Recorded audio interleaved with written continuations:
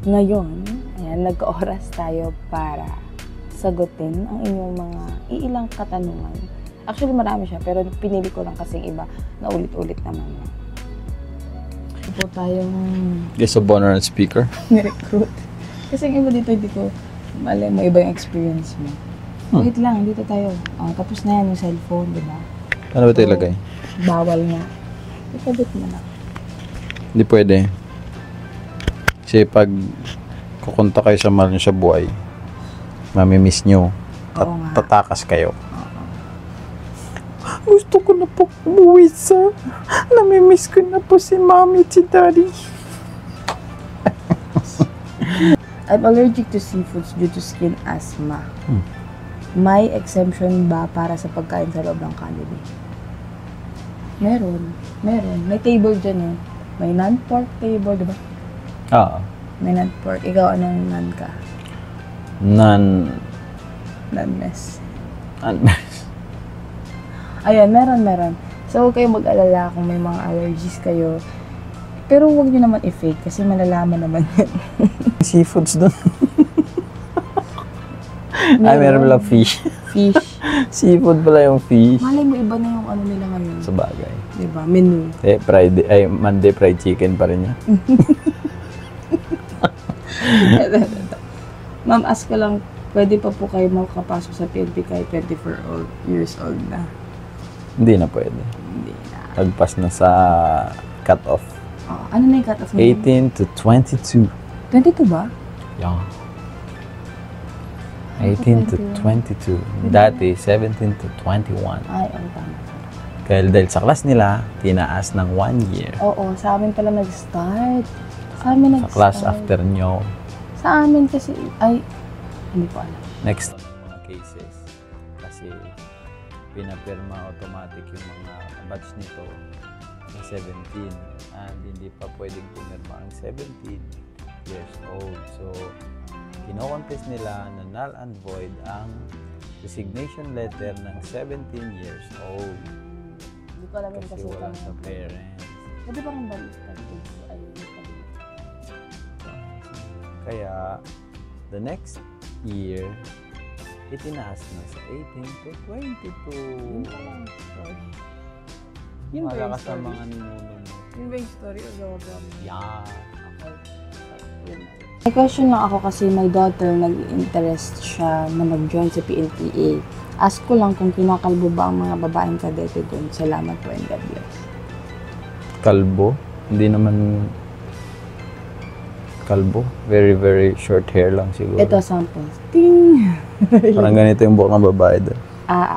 Hindi may one time nakakalbuhin pag summer training.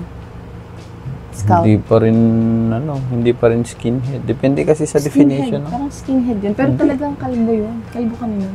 Uno siguro, dos. Pero hindi naman siguro magiging, kung buhok lang ang hahadlang sa'yo sa pangarap mo. Oo, tama. Hindi naman siguro, di ba? Kasi tignan nyo naman ang hair. Ang haba na ngayon, hindi na tuloy maalaga. Hindi naman siguro po siya si Rapunzel. Pwede po siguro ang gupitin yung buhok niya. Pero, ayun, hindi na, siguro wag siya malumural kung kakalbuhin o gugupitan. Kasi part yan natin. Hindi kalbuhin dun. Mahirap kasi mag-training ng mahaba ang buhok. Isipin mo, tatakbo ka tapos may puponytail ka pa, di ba? Shampoo ka pa, maliligo ka ng 10 counts, mahirapan mag-shampoo ka pa. Ito. Needed po ba na as in fluent sa English sa PNPA? Ikaw nga, di ba? Hindi ka marunong mag-English. Marunong ako baka konti Sabi lang. Mo, kwento mo, hindi ka talaga marunong mag-English. Ano lang, O, kaya nga. Marunong ako ng English ng aso, ng pusa, ganun. Hindi ako fluent sa English. Hindi not necessarily fluent ka sa English. Basta marunong mong i-communicate. You know? Communicate mo yung gusto mong sabihin. Ito. Pero malaking advantage kapag fluent. Wala din, hindi. Hindi naman. Iwas ka sa malas?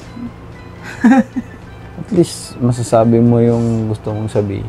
Hindi, mabububo ka rin. Makalimutan mo rin. Ganun ba talaga sa PNPA? After graduation, eh di na marunong gumalang man lang sa upper class. May kapitbahay kasi kami, ay, nagkwento sa akin. Alam niyo naman na parents na ng upper class na yung sinisigawan niya. Niya lang at minumura. Ganun ba ang breeding ng PNPA? Di na marunong rumispeto. Paano kaya sa ibang tao? May feelings pa yung pagbabasa ko. Alam niya na parents na ng upper class niya. Ano niya yun? Alam ko ba? Ano nangyari? Natin alam ang sitwasyon doon. Oh, Pero, if totoo yan man, ang ginawa niya, hindi maganda yun. Hindi yun ang turo. pero oo, yun nga. It contradicts everything na tinuturo doon. Kasi hindi ganun yung turo doon. Tsaka malakas ang Siguro. loob niya. Hindi. Malakas ang sigawan niya yung parents ng upper class. Ewan ko lang. Hindi ko Parang hindi ma-imagine. nga totoo. Baka may dagdag bawas sa kwento mo. Paka-explain. Paki-explain na lang para... Hindi namin matanggap. Medyo. Oo, hindi ganun na lang. Hindi ko ma-imagine kahit gaano ka pa manginginig ka sa anino pa lang ng upper class mo tapos sisigawan mo yung parents niya. Naku po. Ewan ko lang, baka may nangyaring personal matters o mag-close naman sila. Ewan ko. Pero kung sa akin lang, hindi mo kasi pwedeng i-define yung isang tao na graduate ng PNP ay dapat, ay ganyan yan, ganyan. Kasi meron at meron pa rin individual differences. Hindi naman porque nag-training ka ng 4 years doon. Oo, may mababago sa'yo. Pero yung foundation mo talaga is yung before ka pumasok. Yung, di ba? Kung pinalaki ka ng magulang mo at nag-training ka, kung hindi na alis sa training yun, andun pa rin yun. Alam mo yung point ko. Hindi mo pwedeng i-define. Hindi mo siya kasi pwedeng i-define na kung may graduate ng ganito, ganyan na. Ganon. Minsan nasa ugali yan ng tao. Talagang bastos yan. Kahit ano pang training yan. Mahirap lang burahin ng 4 na taon yung 18 taon na pundasyon. Yun. Nasabi mo ng maayos. Gising na yung anak mo. Tutulog pa yan. Ingay mo. Ingay natin. Yan? Mahaba naman ito. Ilan yung tanong niya? Hindi. Ma'am, pwede po, di ba po ang babae is buwanan po na may dalaw? Ano po ang ginagawa mo lalo na pag mayroong tactics nung plebo ka pa lang? Nahihirapan ka po ba, ma'am? Ano ba ang buhay ng babaeng plebo kaysa sa buhay ng lalaking plebo?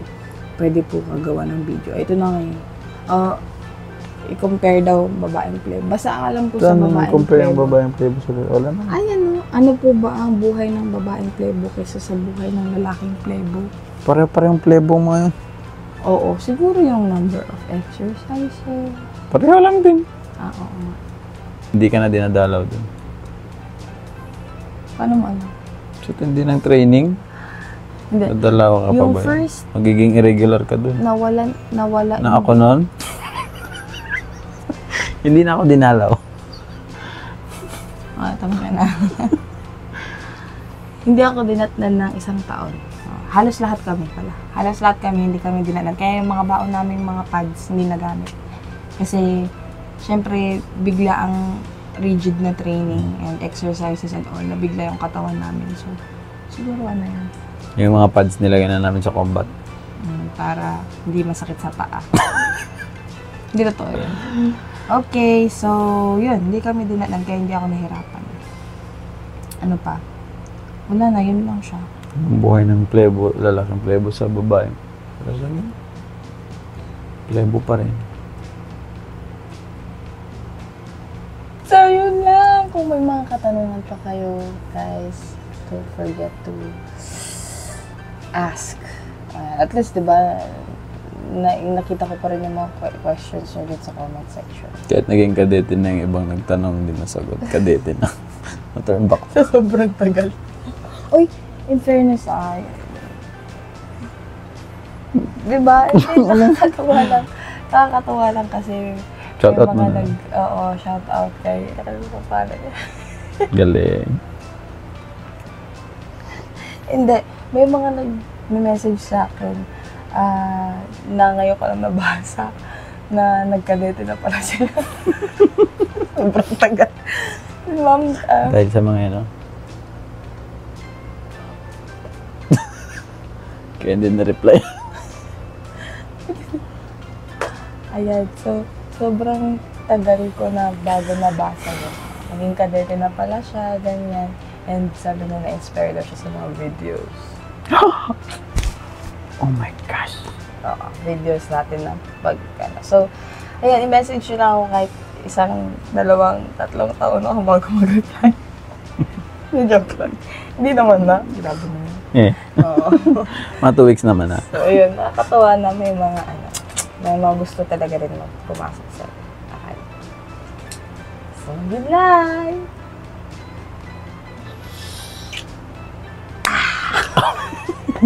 Sarap ng halik. Gusto kong ibalik.